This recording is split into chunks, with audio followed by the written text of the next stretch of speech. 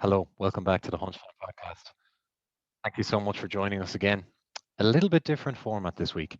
I came across the most bizarre Olympic story I've ever heard and thought I'd share it before we get into the nitty gritty. Um, to long-time listeners, thanks a million for continuing to support the podcast, to share it with all your friends. That means the world to us. We don't spend money on advertising. We don't overtly advertise at all. So every time you tell a friend about it, that's a massive we thank you hugely for that. To new listeners, this might be a weird start, but let's see how it goes. So, the 1994 Men's Olympic Marathon. Contestants included Freddie Laws. He was a bricklayer who worked 60 hours a week, so the only time he could run, so he ran at night. 10 Greeks who had never run a marathon but happened to be in St. Louis at the time. And because of the Olympic Greek connection from the Battle of Marathon thousands of years ago, they said, let's get them in. I'm sure they're able to run. A Cuban mailman called Felix Carbajal, who actually won his way to the USA by betting people he couldn't trek around Cuba, which he managed to do, won the money. Problem with Felix, a bit of a gambler. The night he landed in the USA in New Orleans, he lost every penny he had on a dice game. That meant he had to walk the 750 miles to St. Louis in a pair of long slacks and a jumper and a shirt to participate in this race. When he was on the starting line prior to the race, someone in the crowd felt sorry for him, got a pair of scissors, and cut his slacks in half so that he only had his shorts, a shirt, and boots at the beginning of the race. So they're on the starting line. James O'Sullivan, the race organizer, wanted to impose purposeful dehydration as part of a side project that he was researching. The gun sounds and they're off. The main problem early on, the road was a dirt track and vehicles preceded the runners going down the road, which meant that the runners ran in almost a perma cloud of dust. This did not go well for a lot of the runners early on. After a mile, an American called Willie Garcia almost died from hemorrhaging as dust coated his lungs and esophagus and ripped through his stomach lining. One of the early leaders, a South African called Len Ta, um, really broke far ahead. The problem was when he was on his own ahead of the pack, he was attacked by a pack of wild dogs and he was chased off the course. I couldn't find out what happened to him after that. I hope he was okay. Back to our Cuban friend Felix. He was flying at the start of the race. Problem was, very friendly mailman. He started stopping to have a little natter with some locals. At one stage, he stopped to chat to some people selling peaches. They refused him. He got a little pissed off, so he stole two of the peaches and kept running in the race. Problem was, a little bit down the road, Felix started to feel horrible. Turns out the peaches were rotten and they made him seriously sick. So all you can do, he lay down at the side of the road, had a little nap. Our bricklayer, Freddie Lors, started cramping about 9 or 10 miles in. So what do? He decided to thumb a lift with one of the spectators' cars. Freddie flew through the field, waved at all the participants and spectators alike as he cruised up into a lead. Now, Tom Hicks, who was actually a marathon runner, came under the care of two doctors who walked beside him as they saw him flagging after, say, mile 11 or 12 of the 25-mile course. He asked them for a drink of water. They refused because they were connected to the race. What they did give him was a mix of egg whites and a new drug they thought was a stimulant called strychnine. Now, this is the first ever recording of drug usage in the Olympics. They thought that strychnine in small doses was a stimulant. We know it nowadays as rat poison, and it can only be used underground to kill rats because it's so poisonous to people. So, poor Tom, the strychnine and egg whites seem to be having a terrible effect on him. So the doctors decided the only thing to do is try a mix of brandy and strychnine. The doctors stayed walking with him and carried on. Meanwhile, our bricklayer, Freddie Lors, uh, hopped out of his car about a mile from the finish line, ran over, won the race. Alice Roosevelt, daughter of Teddy Roosevelt, president, placed a wreath around his neck and said she was delighted to crown a US winner. Members of the crowd cried imposter and got seriously agitated, and they were afraid there'd be a riot. Up steps Freddie. He takes the mic and assures everyone it was only a joke, and quote, he had never intended to run honourably. Back to our poor friend Tom Hicks and his very questionable doctor supporters. Heavily poisoned by strychnine, which was attacking his internal organs, he got word less than 2 miles to go that he was actually winning the race. The problem was he couldn't walk straight. There's pictures of this online, the 2 doctors with arms around him trying to keep him steady. The helpful doctors ran to a local house which was beside the track, got water and sponges, and managed to revive him a little bit. He was so badly poisoned, he had no use of his arms anymore, so they just flapped in front of him, and he begged the doctors for some food or water. The doctor said, we don't have any of that, but what we do have is brandy and rat poison.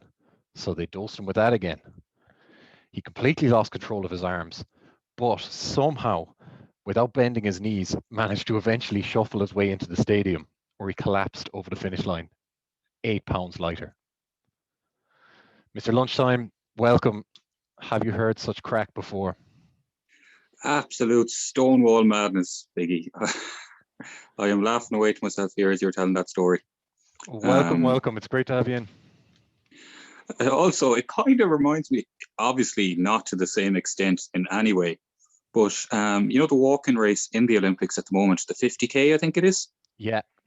Off the top of my head, I think they had to cut that back a little bit this year, and they've done away with it forever at the Olympics because so many people were collapsing on it. And that's in modern times. So that'll just tell you how hard it must have been back in them days without the rat poison. Without brandy rat poison cocktail. Sounds like somebody. That's the one that Heffernan used to be in, the Cork Walker. He had some good success in that. It is indeed. I remember he was one of the first athletes in Ireland I saw using an oxygen tent. So the tent was around his bed at night, and he'd sleep in an oxygen tent to help with recovery.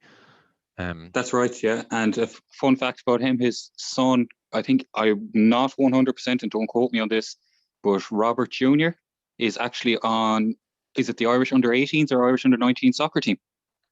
Oh. Well, I definitely won't quote you on it, but this is Hunchtime. So if it's close to a fact or interesting, it's going in. He's definitely on some team. I'm not sure about his name. And his wife was also a athlete. I can't think of her name. It'll come to me as we go on. I'll throw it out there at some stage. When you're going for a walk this evening about 7 o'clock, it'll hit you like a slap in the back of the head, probably. Yeah, it will. Definitely, Biggie, yeah. Do you want to talk to me about a bit of soccer?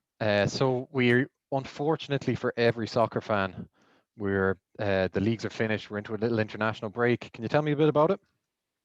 Yeah, we're actually into the semi-final stage now of the Nations League, which is one of the better things, I think, in my opinion anyways, that UEFA have introduced in the last few years. Instead of friendly games, they brought in that Nations League. Portugal won the first 2 years ago in their home country, but unfortunately for them, they're not back to defend their title as they were knocked out in the group stages by France, who go on to play Belgium in the semi-final on Thursday in Germany. And this will be the first meeting of France and Belgium since that World Cup semi-final in 2018, after Belgium had beaten Brazil and then were knocked out somewhat disappointingly by France in the semi-final, where they failed to have a shot on target. Should be an interesting game. Both sides seem to have near enough full strength. It's very, very hard to call.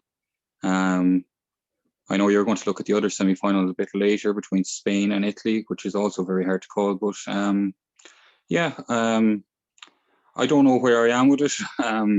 Both of them have lost one of their last 18 international games, which will tell you that both just don't lose.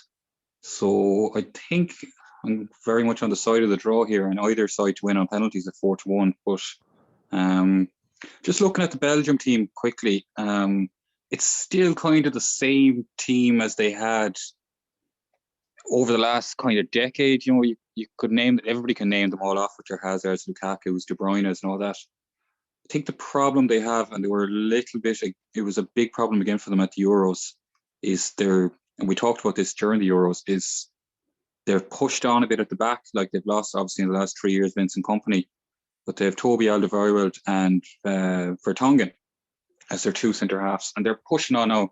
Like Alderweireld is 32, he's now playing his football in Qatar. Vertonghen is playing with Benfica, but he's been destroyed by injuries towards the end of his Spurs career. Two brilliant defenders in their time. And the problem is the backup isn't much better. Like you've Derek Boyata. I'm surprised they haven't tried Dendoncker from Wolves at the back. He's been quite good whenever he's played in a three at the back for Wolves over the years. That would completely go against Martinez's. Well, like not completely. He's actually really flexible as a manager with his systems. But yeah, Dendoncker would be worth a try. They had to go with the Denier. Yeah, It didn't really work out, but you see that as their main weakness. I do. Yeah, they usually do play the three in fairness, and then two wing backs. But like another problem for them is the right wing back Thomas Meunier is actually out injured, and they play Carrasco or Torgan Hazard as a left wing back. Now they're both very, very good going forward, but they're not anyway inclined defensively. And just at the Euros again, like I remember speaking about it before the Euros, and it really showed up in the game, the first half. Now they beat Denmark in game 2 at the Euros, but they were, I think you'd remember the game yourself. They were well, like Belgium or Denmark should have been 2 or 3 up at halftime. They really cut them open down the sides. And I don't see how they fixed it. There's also question marks now over Martinez in that he's been linked with Barcelona to replace Koeman. And it seems to be very, very strong, that talk. So this could be his last time, as we'll see him as the manager of Belgium. And I'm sure he'd love to go out with a trophy. He was brought in to win a trophy. Often you see teams go, in every sport, they go for big trophies, you know, like especially in soccer, there's the World Cup and the Euros. Belgium have been up with the favourites for every tournament for the last, could say, maybe the last 4 tournaments. And it'd be kind of fitting for them that they'd get a trophy at least. Like this bunch of players do deserve a trophy. They've probably been the most consistent team in the world over the last 10 years. Just things haven't gone right for them in knockout stages. In fairness, they've always been knocked out by pretty much the team who has won the tournament, bar Euro 2016 when they were beaten by Wolves or by Wales. But like, which was a terrible result. But like, they were knocked out of the Euros by Italy. They were knocked out of the last World Cup by France. Both of them went on to win it. So, you know, it's hard to know how the game is going to go. France themselves, Biggie, I don't know what you think about this. Like, they haven't been losing games, but they've been a bit of a shambles recently. They've drawn 5 of their last 6, including games against the likes of Bosnia at home. I don't think bringing back Benzema has worked. Obviously, he's a brilliant player, but they had a good system there. They were very strong. They were obviously world champions. I think the squad has been upset a little bit. Another problem for them is Griezmann is completely out of form. Like, he's played 8 games for Atletico Madrid this season. He's failed to score or even create a goal in any of the games. Now, he's a great record for France. He's 41 goals in 98 games, most of which have been penalties. I must say that. Obviously, they have a very strong squad. They don't have Kante for this game.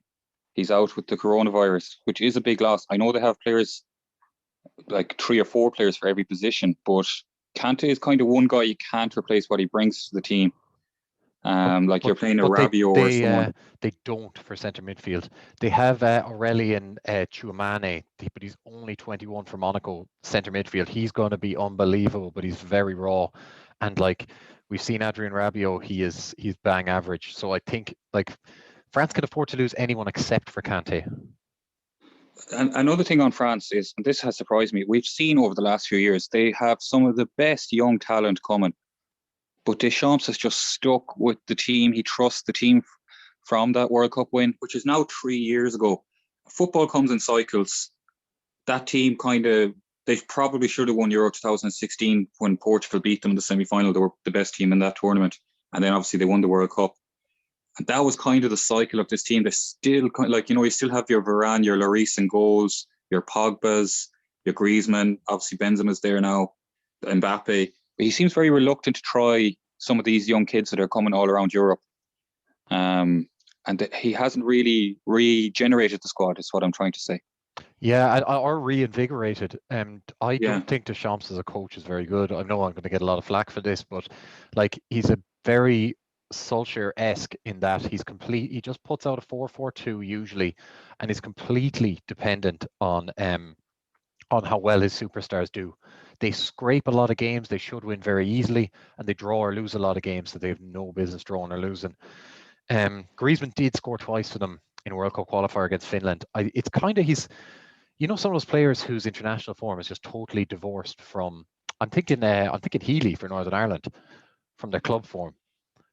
Griezmann is a little bit like that, where he's been consistently brilliant for France. He's had his bad spell at Barcelona, and now he's at a very slow start for Atletico Madrid on his return, mostly off the bench in those eight starts.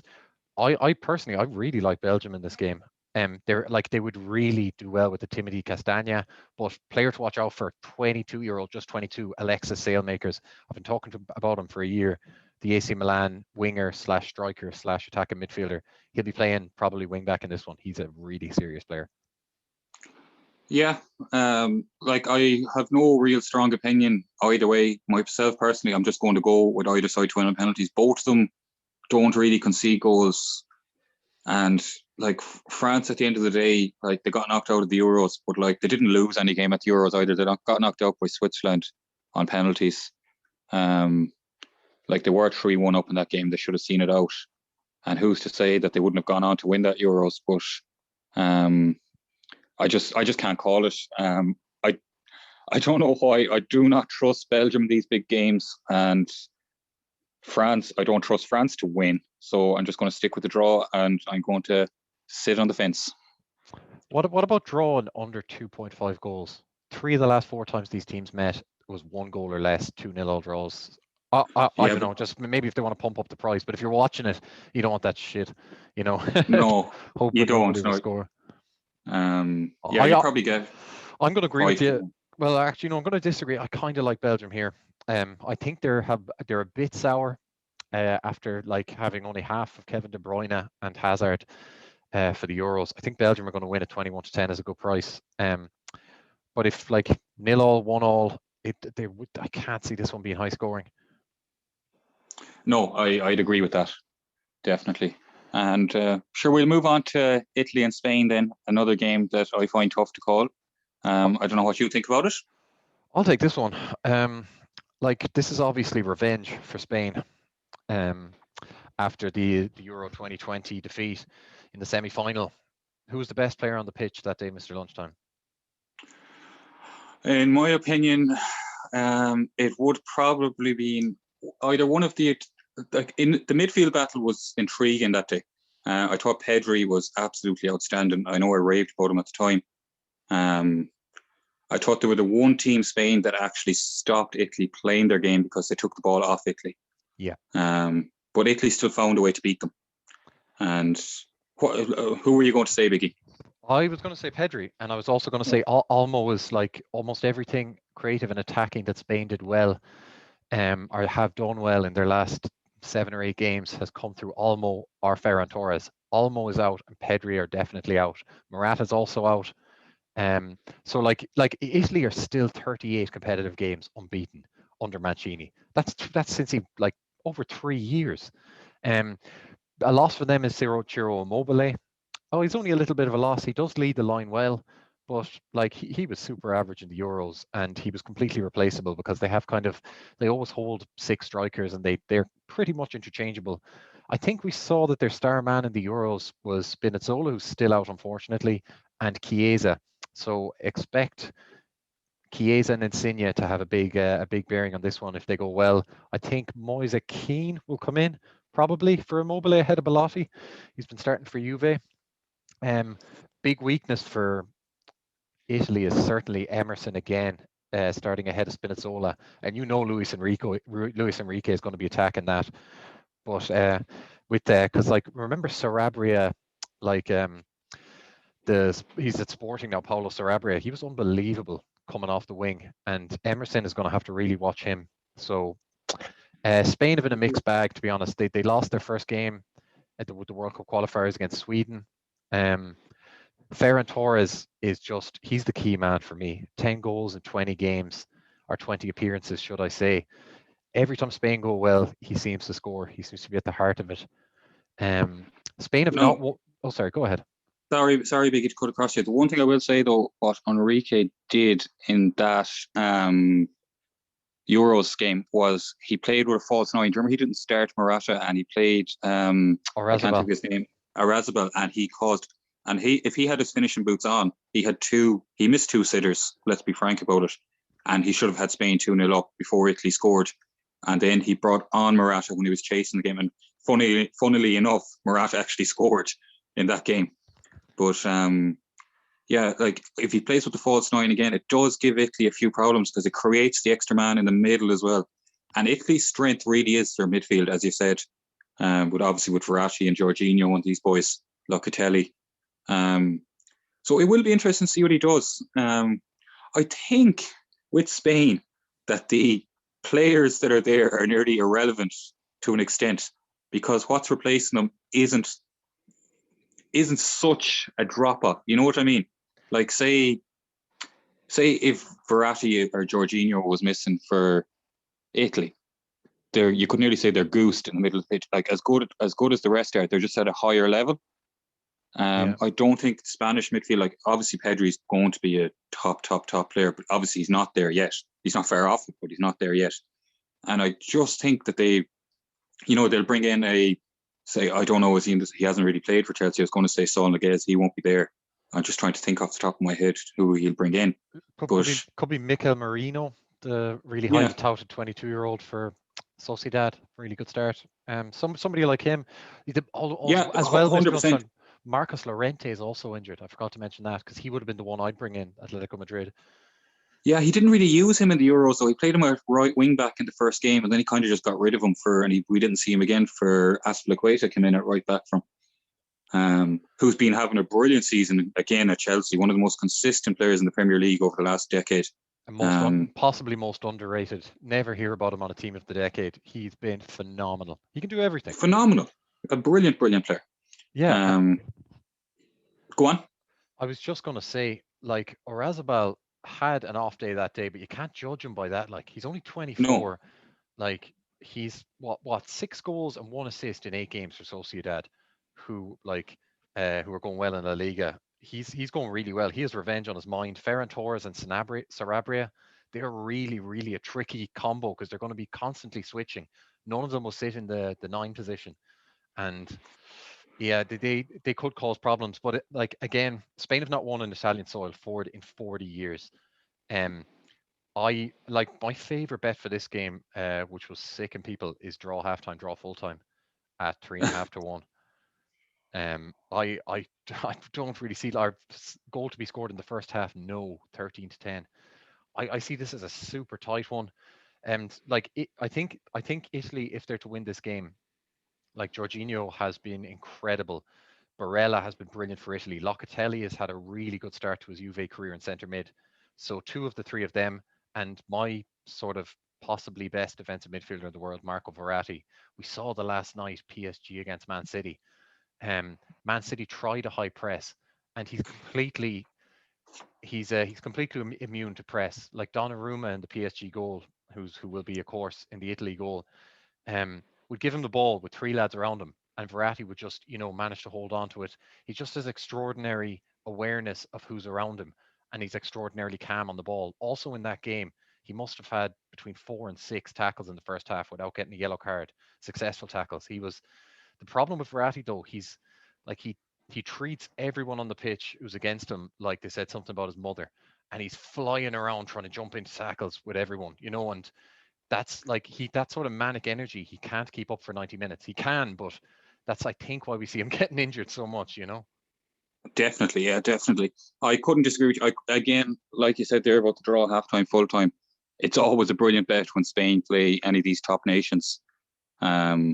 Spain they just keep the ball so much the other team doesn't have it, and they don't really create that much. Like they'll create 1 or 2 very good chances, as any team will in a game.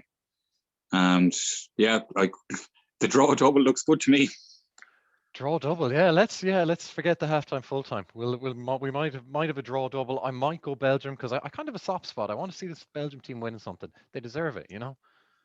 Oh, they do definitely. They definitely do. It's just they're just two very very hard games to call, especially as well in that they've only got the 3 days back together. You know, the squad is coming from all over the world back to each other, and you know they won't have much training done together again since you know I know they had the international break after the Euros, but you often find the first kind of game international first round of international games are often very slow and cagey. You know, teams just getting back playing together again, even though they know each other so well. It does take a while to customize to the players you're back playing with from the club players you're playing with. You know what I mean? Yeah, that could be an advantage to this Italy team who, like Mancini tried, he's tried 70 odd players over his 3 years, but in terms of his fixed lineup for big games, it's going to be Donnarumma, Chiellini, Barella, Jorginho, Verratti, Chiesa, and Insigne, and they have loads of experience playing together. Spain do not have as much experience, like at the back, Garcia and Laporte have barely played together. Maybe Regulon, Azpilicueta is going to be vital to stop Chiesa coming down that right hand side because I haven't seen a player's market yet, but Chiesa to have say two or more shots on target, like he is the greediest fecker I've ever seen. He just shoots on sight.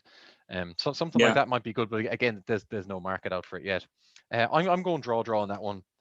About 17-5, something like that, 3.5 to 1. perfect. Yeah, sounds good to me. Talk a little bit of will we go golf or NFL? We'll go on to NFL, sure. Yeah. Um, we'll have a quick look at this weekend's games. If you want to give a roundup, maybe on last week. Yeah, last week we saw Tom Brady go back to Foxborough to face Bill Belichick. They had the most awkward, cringy hug at the end. I think it's the most emotion Belichick has ever shown since his wedding day. He kind of just bumped off Tom in sort of a hug and then just nattered away into the crowd again. He's uh, he's probably the man I'd least likely to have a pint with. You know, he's just, he's so emotionless, but that shows in the way he coaches football because as emotionless as he is, that's how he trains his team. If you're not good enough, if you're a name, you're out. If you get injured, what about it? Next man up. Um, he's also so methodical in how he prepares to take down opposition players. That's why, against, say, rookie quarterbacks, they cannot handle playing Bill Belichick because he meticulously finds what they're worst at and makes them do it. So, like the usual Belichick strategy, and it is genius. It goes across every sport. Find what they're best at. Say if you're playing Green Bay, Devontae Adams, Aaron Rodgers, best connection possibly in the NFL. Belichick's going to shut that down. He'll say, "Fair enough, you want to beat us with Alan Lazard or somebody else, but we're going to stop what you want to do most. We're going to stop that. And if you want to beat us with something you're shit at, fair enough, you beat us." And Tom Brady just managed to pull it out, late field goal. I thought Mac Jones was quite impressive in this, young quarterback for the Pats. Um, like he completed 19 passes in a row. They the Patriots are so well coached that they're not giving him any difficult throws. A lot of screens, a lot of really short open throws. And he's been really patient and okay so far. So um, maybe a guy for the future there, but it's way too early to call with young quarterbacks. Um, I don't want to go into any more because this, if I start rambling and ranting about every game in the NFL from last week, this is going to go on forever and people are going to unsubscribe. Subscribe, by the way, to Hunchtime on YouTube or wherever you consume your podcasts. And have you anything you like coming up this weekend? Is there any Uh, game that really catches your imagination or anything like that? um, I haven't really looked yet, to be honest. I'm just going to quickly have a quick look here. I haven't looked at any betting lines or anything like that yet, so not A game entirely I'm sure. interested in this weekend would be the Browns and the Chargers. Um, like both have won three, lost one. The Chargers have been impressive enough. Like they beat the Chiefs. They lost to the Cowboys. They beat Washington. They beat the Raiders, obviously. Um, and then you have the Browns, like who were unlucky enough against the Chiefs themselves, and then like they beat the Texans, the Vikings, and the Bears. But yeah, it's a game I'm interested in seeing this weekend just to see which of them is better, really. You know, just for my own mind going forward. I was just looking at prices there earlier on, and I kind of like the Chargers at home just straight up. They're both priced at 9 to 10. That tell you how the bookies cannot split this game. And it's just a game I was interested in this weekend. Yeah, that's one of my favorites this weekend. Like, obviously, I love like the Cardinals and 49ers as well. It's going to be fantastic. But we'll just talk about the Browns and like the Browns and the Chargers. The over on this game, sure, the Chargers are a seriously high score and high charged offense. Their defense has been brilliant. Derwin James et al. Making it happen. Joey Bosa. Um, they managed to dispatch a seriously high flying Raiders team and Derek Carr with ease last weekend at home. Now the Browns won, I think it was 9-7 at against the Vikings. The Browns defense looks really good. Myles Garrett might have Defensive Player of the Year sewn up already. He's extraordinary. They'll have to get pressure on Justin Herbert. The biggest thing about I've noticed from the Chargers this year, their offensive line seems to be getting better. Herbert has more time to throw, and I think Herbert in year 2 is a better quarterback than Baker Mayfield. So can we get Chargers there plus half a point maybe? Yeah, we will indeed. Yeah, I was personally going to just do them straight up, 9 to 10. I can see why you want to add in the point. It's probably the exact same price, to be honest. Yeah, I want to alert everyone to that. If you're ever putting on an NFL bet, most bookies give you the half point for free. Now, from just a purely analytical standpoint, you think 9 to 10, it's a pick 'em. That's great. Take your whatever 17 to 20 for, say, if you get 2.5 points or a point and a half. Most like there 3 games went overtime in the 16 game slate last week. A bit exceptional, but if you had the half point in all of those 3 games, you're laughing. So why not take it? It's a kind of a little life hack. Um, Also, like going through 3 points, if you can get 3.5 rather than 3, it's unbelievably valuable. Something like 17% of games end on 3 points or fewer. So getting that half point, just a little edge. But yeah, I'm going to write that down. Let's go Chargers plus a half. So that's actually 10 to 11. So that's the point proved. Oh, brilliant. And then just one more game I was looking at, and as you were saying there yourself, is the 49ers in Arizona. So I'll let you take that away there as well if you wish, Biggie. It was another one I'd actually looked at. It's funny you said that, because we had, surprisingly enough to our listeners, we didn't actually plan what we were going to which games we were going to talk about. Very unusual in Hunchtime. We haven't done any prep, but we'll power on. The 49ers so far this season, they've been kind of a mixed bag. They took out Jimmy G in their seriously poor loss to Seattle. Seattle had that game wrapped up very early. They took out Jimmy G. They brought in Trey Lance, who barely had a college career, but is seriously quick, has a brilliant arm, does not really look like an NFL quarterback. But then again, they have one of the best offensive minds in football in Kyle Shanahan, who'll scheme up systems where he gets nice, easy throws, nice designed runs for himself. He's like, outside of Lamar Jackson and Kyler Murray, he's possibly the best athlete at quarterback. Maybe Josh Allen. He's around par. So expect him to run a lot. This could be a seriously high scoring one. I don't think the Cardinals are averaging about 34 points a game with Kyler Murray. I'd say the over is about 53. Is 53. It's the even money over is 50. Okay, can we get 49.5 there or something? 40, yeah, 20 to 23. Okay, so yeah. Pretty much 4 to 5. Love that. Absolutely love that. Another shout out to everybody. Do not do any overs or unders until you see the weather on game day. It's just not worth it. If you get wind or rain in the NFL, your over is basically has no chance, because it's going to be running the ball all day, eating clock. I really, really like that. So we have Chargers plus a point or plus 0.5, and then we have an over in the 49ers and the Cards game. Really like that. Any other ones that sort of stand out to you? Any prices or anything? I was just like, off the bat, we'd say, I haven't really looked into it fully in depth yet, but what would you say would be your over on the Eagles and Panthers game? Carolina play outdoors, have to check the weather. Carolina were decent, even though they got badly beaten at the Cowboys last week. The Eagles put, what, 28 in sort of pointless points when when Patrick Mahomes was putting up 45 against them last week. I would say that is 46. Say that again, Biggie. We just missed you. Broke up there now for a second. Around 46, I would say. 45 and a half Yeah, points. 40. Yeah, 45 is what I had down at 9 to 10 as well. So that was good. Good maths on your part there. It's pure guesswork, my friend. Yeah, I was just I don't like that, to be sorry. honest. No, it's just the way I look at a lot of NFL now. It's not a way to do it. But I was just looking at what the Eagles have been conceding and what they've been scoring, and it's kind of the same with the Panthers.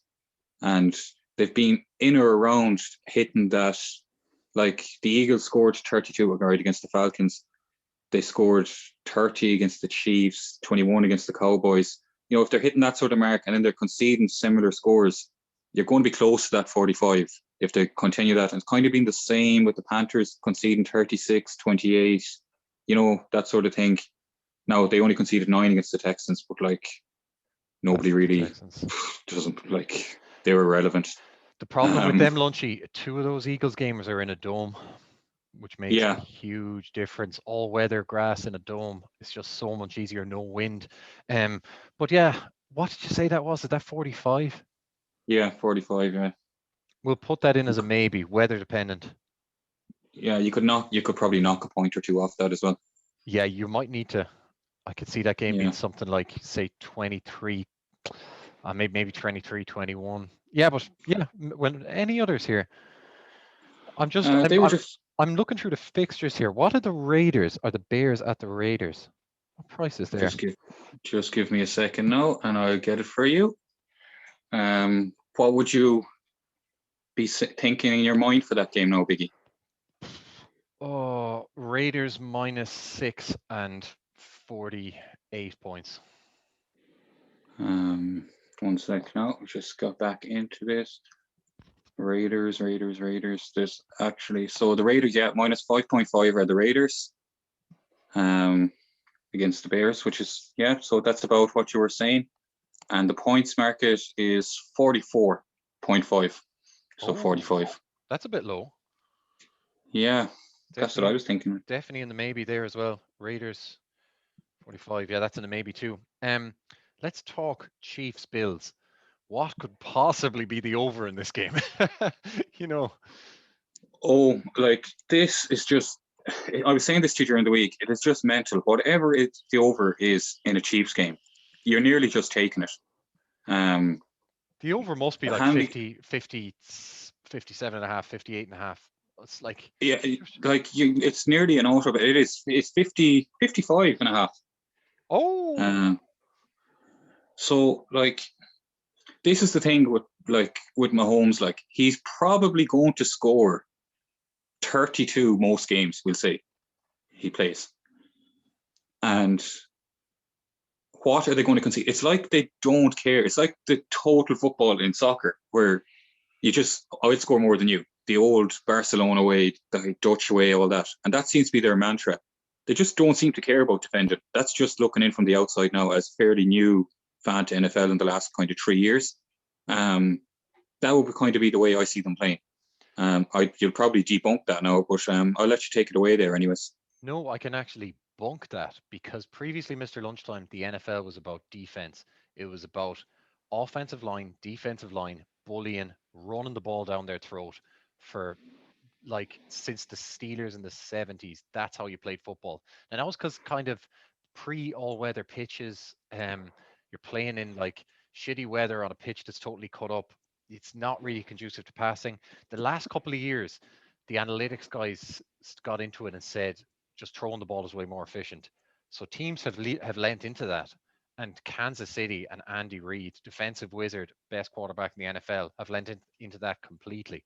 And they just said, we're going to let Mahomes absolutely just do what he wants. We will run the ball just to keep you honest, but we're going to try score more than you. And that's, but yeah, so like, but the Bills as well have scored 40 in their last 2 games, playing a pathetic Washington this year. And and the Texans, which I actually don't give a shit about. They also scored 35 against the Dolphins, didn't they, a couple of weeks ago in a shutout? Bills have been the They did, yeah. best defense in the NFL. They Yeah, have. They've had 2 shutouts in 4 games so far, which is very, very impressive. that's crazy. Yeah, but again, you don't shut out Patrick Mahomes. This is the thing, No. Mr. Lunchtime. Like why I agree with what you're saying. Offense is so like offense cannot be stopped anymore. Like the cornerbacks can't be that physical. There's way more penalties for any physicality for holding. So it's basically the NFL made a conscious decision to make the sport more interesting by penalizing any sort of foul play on the defensive side, which results in these crazy like 35, 38 games, which is brilliant. Uh, if that's 55, I think I can go over there. I didn't think I'd ever do that in my life. Yeah, it's just like you're just not betting. Like personally, anyways, I would never bet any game involving the Chiefs with Mahomes on the pitch to be under. Like he, as you said, we were just talking about this last week. Like, what did they score last week? 42. Like he's nearly beaten the over by himself. You know. Yeah, Josh Allen scored 40 last week. There you go. Like, Yeah. What you need in these, like if you're putting a big bet on this, do a first half do a first half under 20 points or something, just to make yourself fully safe if you're doing anything big on this. But yeah, if that's like 40 55 54 55 points, I can't believe I'm saying this. I've never done an over that high. Then I'm taking it, definitely. yeah, it's. I'll be in the same boat as you know on that one. What's the spread? Chiefs minus 4. 2.5. Oh my god. That's really, Yeah, really interesting. that's Um, very tempting as well. Now, to be honest. yeah, Um, like the Bills want revenge for last year.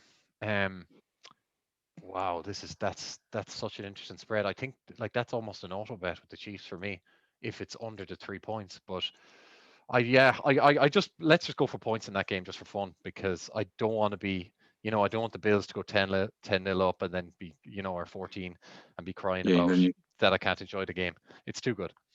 they've also lost 2 games already, the Chiefs as well. So, Yeah, um, very tight ones. That's yeah, really unusual actually for Andy Reid early in the year. Once he has a fit team and he has like his fresh plays out, people usually can't handle him. Now one of them, Lunchy, was a 71-point game against the Ravens away, 36-35. you know, you can't like that. That's yeah. just that's just unfortunate. Like Oh, it is. But the other side of that is they got that kind of back when they beat the Browns in the last play of the game, wasn't it? Was it on the first game of the season? very true. Yeah, Uh, very true. when they won 33-29, it was literally the last play of the game. When I remember we were watching it together, and you were like, "They're just going to do this," and they were 6-4 in running to win the game. We're like, "They're just going to do it. They're just going to do it," and of course they did.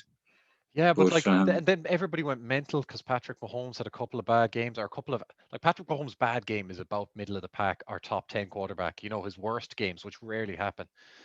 But yeah, it's just like the Chiefs last year barely covered a spread. I think they covered 4 times in 16 games, spreads of like 5 points.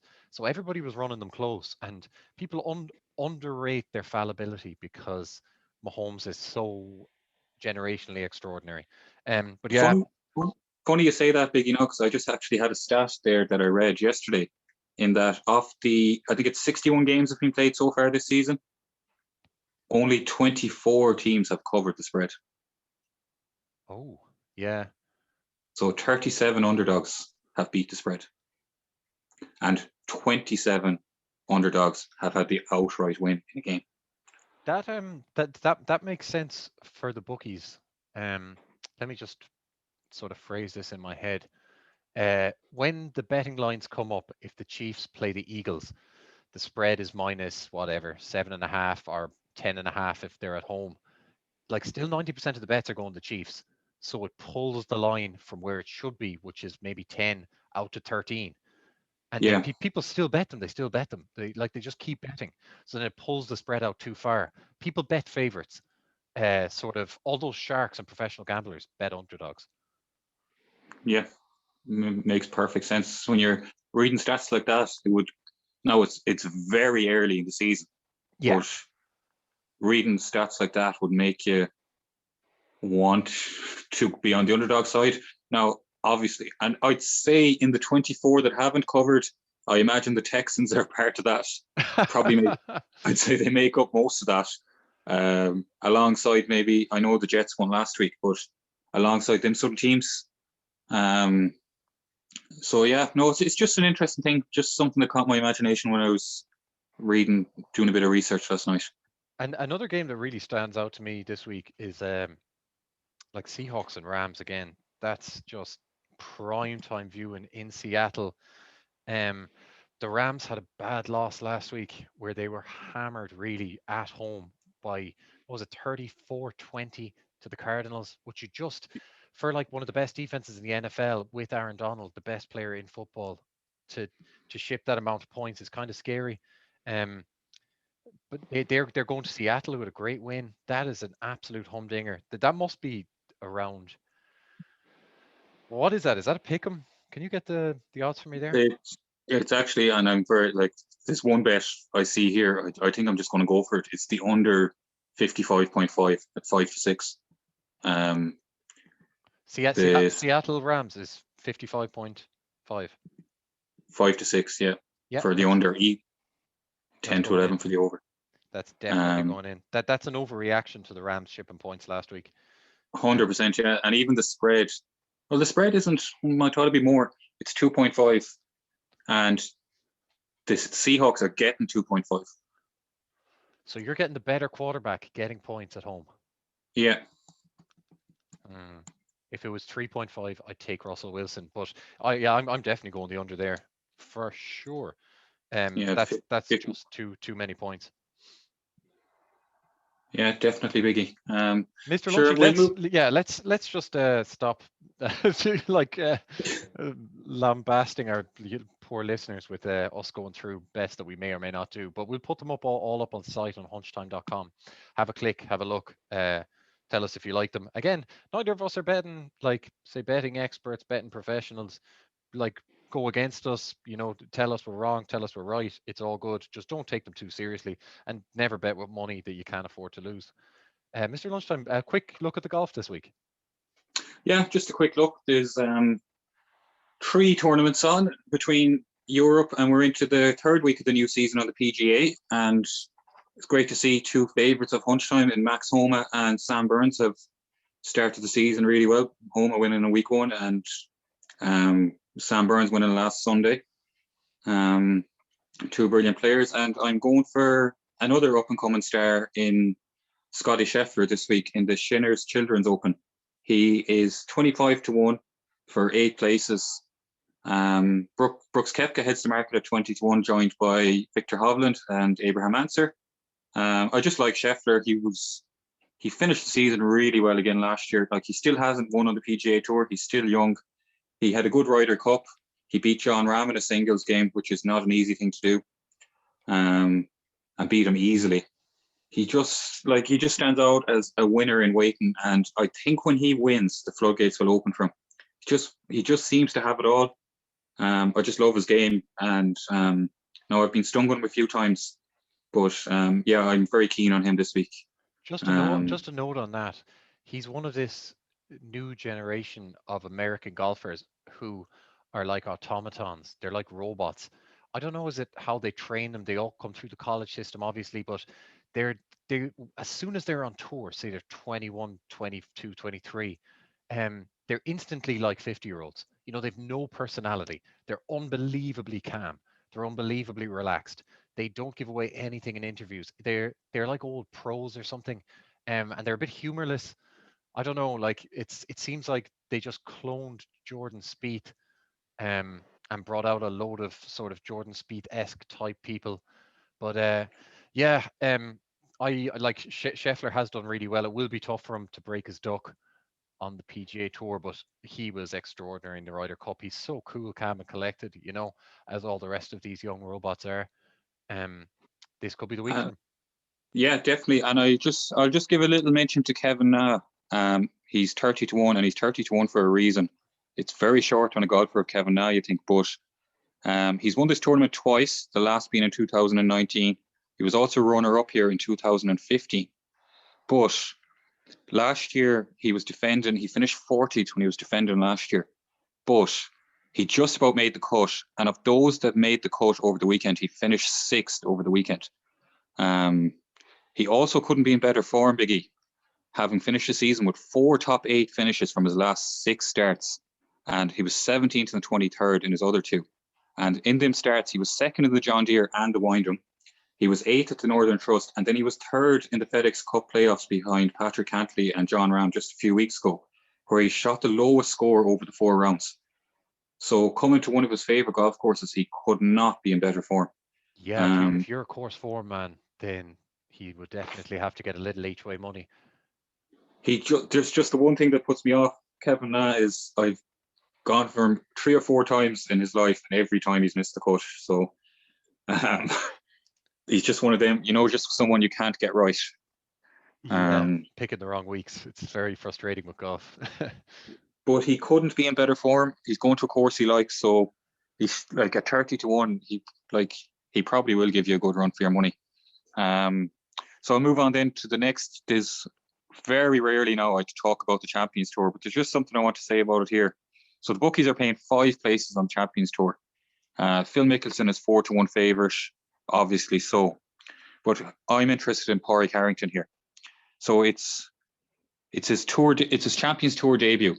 And last year, Biggie, Jim Furyk and Phil Mickelson both made their Champions Tour debuts. They both won their first 2 starts on the tour, which is a bit mad. It's also only a few months ago since Harrington was finishing 4th at the USPGA. He finished, just a few weeks ago, he finished 18th at the Scottish Open and 33rd at the Czech Masters. I just think he's a good each way bet for 5 places here at 25-1. There's some golden oldies in the field. You have Steve Stricker, KJ Choi, an old favourite of ours. The Cigar Man, Miguel Angel Jimenez, Ernie Els, Retief Goosen. So it's going to be like watching a tournament from the late 90s for anyone who I think it's live on Sky. So for anyone who's a bit of interest in it, Pádraig Harrington will give you a good bit of interest if you have a few bob on him, I'd imagine. And do you think that the Ryder Cup would have emotionally drained him? Because I can't imagine anything more stressful than captaining a team who's suffering or struggling that much.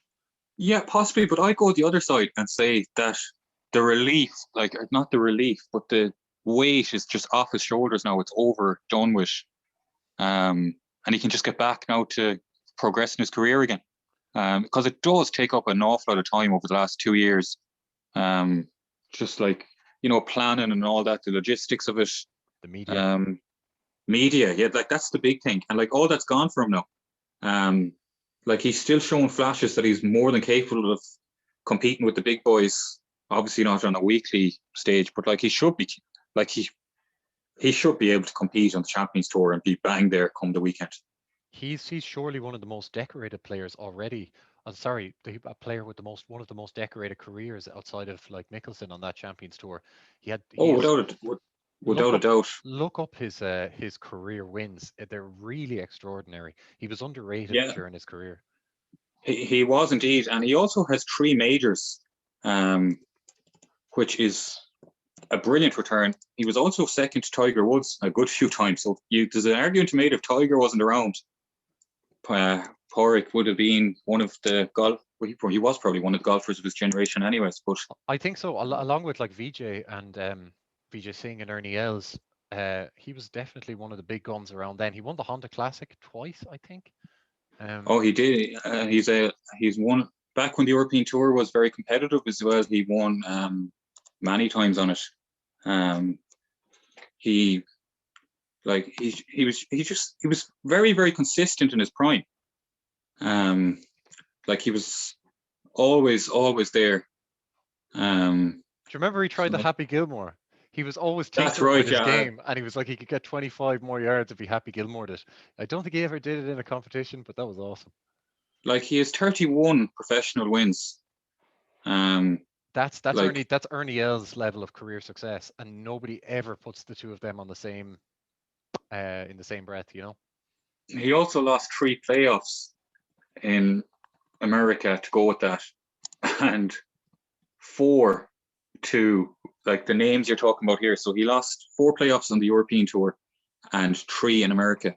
And the ones he lost to on the European Tour were against Retief Goosen and Henrik Stenson in 2006, Vijay Singh twice and Sergio Garcia once. Obviously, he got his own back on Garcia when he beat him in the 2007 Open. But yeah, like he's had a brilliant career, and I think he's going to have a very productive end to a career on that Champions Tour for himself as well.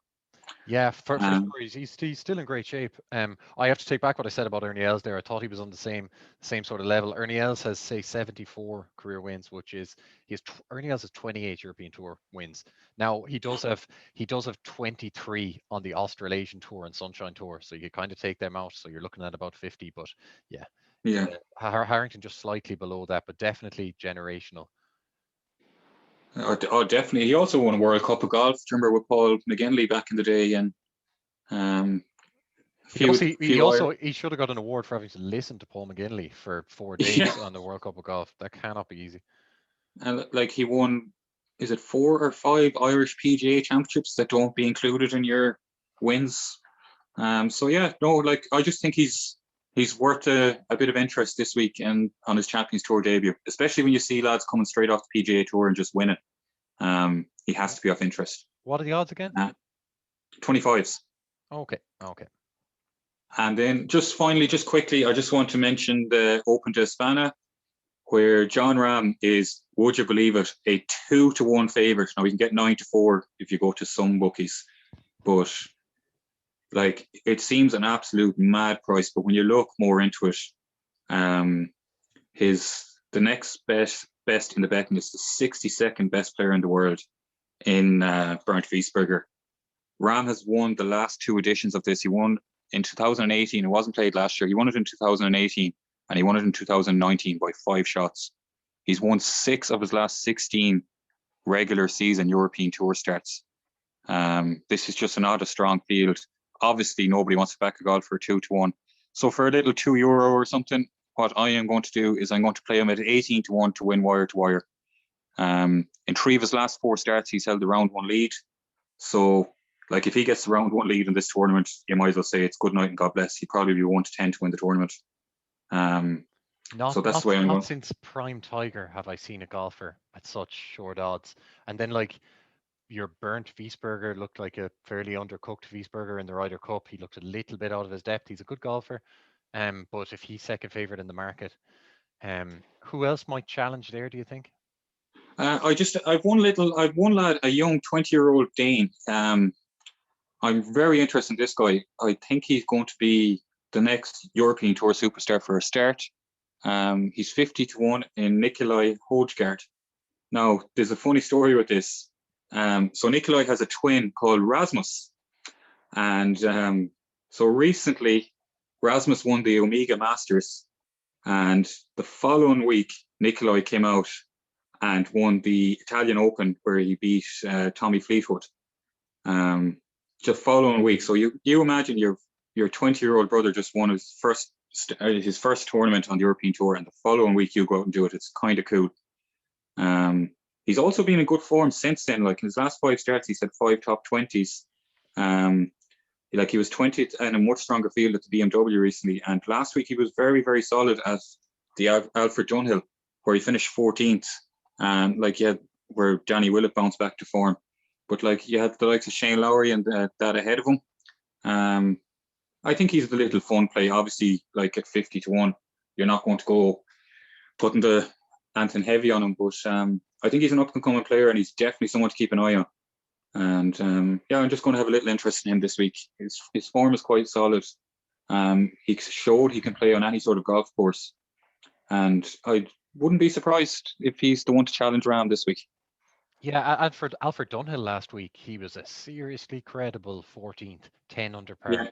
Yeah. So yeah, it's gonna be regardless of whether you like. Obviously, we don't give a shit whether you back anybody or not because we're not affiliated, and we make no money for this. But like just watching his career from here as a 20-year-old, like he's only just 20, like showing really consistent form. It's gonna be really cool to see how he goes. I'll definitely be watching out for him this week. And I'll put all them up on hunchtime.com anyways for people to have a little read before the tournament starts on Thursday. Brilliant. Will we call that a day? We'll call it a day for now, Biggie, yeah. Let me just quickly thank everyone so much for your support of this podcast so far.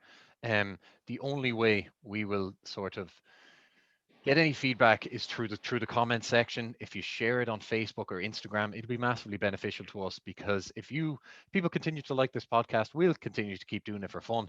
It's a cheaper hobby than going to the pub or playing golf, which I think we're both too crock to do anyway. So just yeah, thank you for all your support, and see you in the next couple of weeks. Bye bye.